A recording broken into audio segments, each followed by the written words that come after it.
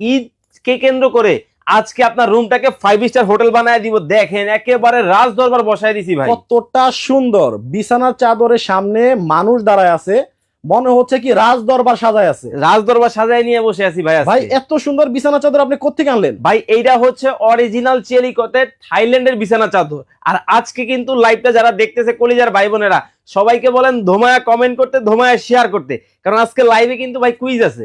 কি কুইজ ভাই? এই বিছানা চাদর বাংলাদেশের লেটেস্ট এবং ফেটেস্ট সবচেয়ে কম দামে আজকে কিন্তু আমরা দিব।